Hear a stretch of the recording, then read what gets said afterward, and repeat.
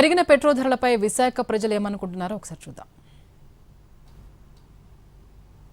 పెరిగిన petrol diesel ధరలు సామాన్యులకు మరింత భారంగా మారనున్నాయి. ఎలా ఉండబోతుంది సామాన్యుల మీద భారం అంతా? లేదు సార్, ఇప్పటికే ఫ్రీ బస్సులు వేసి చాలా ఇబ్బంది అయిపోతుంది. దానికి తోడు ఇదొకటి ఏం మిగటం లేదండి. మాకు సాయంకాలం వెళ్తేప్పటికి 400 300 తీసుకెళ్తాం అంతే, ఇంకేం లేదు.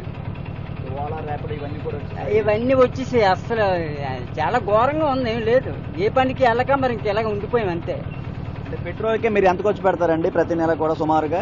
పెట్రోల్కి రోజుకి వెళ్ళలేదని 350 రూపాయలు ఖర్చు పెడతాం.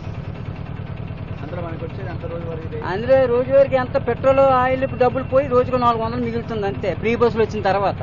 అది కూడా కష్టం, గట్టిగా తిరిగితే.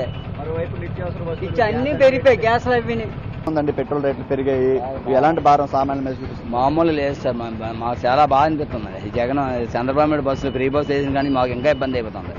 వస్తువులు కూడా తాకట్టు పెట్టుకుని ఇబ్బంది పడతాను సార్. నిజంగా చాలా ఇబ్బంది పడతాను. కస్టమర్ ప్రతి లేడీస్, ప్రతి అమ్మాయిలు కానీ ఆంటీలు కానీ ఎవరేమన్నా అందరూ బస్సు ఫ్రీ బస్సు ఎక్కి మాకు ఇబ్బంది పడతాను సార్. అది ఇంకేడు చెప్తుంది సార్, మాకు వచ్చిన అమౌంట్ మాకు చాలదండి. మేము వేసిన డీజిల్కి రాలేదు, మాకు డబ్బులు రాకుండా. రోజు 500 600 ఐదు బస్సు 600 500 మిగులుతుందండి అంతే. పెట్రోల్ పోతుంది సార్. చెప్పండి, పెట్రోల్ రేట్లు పెరిగాయి, ఎలా అనిపిస్తుంది ఇప్పుడు మిడిల్ క్లాస్ వాళ్ళ మీద, సామాన్యుల మీద? ఎలాంటి అన్న, ఇప్పుడు ఫ్రీ బస్సులు పెట్టారు, వ్యాపారాలు పోయినాయి. ఇప్పుడు డీజిల్ రేట్లు పెట్రోల్ రేట్లు పెంచారు. మాకు ఇప్పుడు అసలు బేరాలే లేకపోతే ఇంకా డీజిల్ కూడా వచ్చుకుంటాం, డబ్బులు ఉండాలా?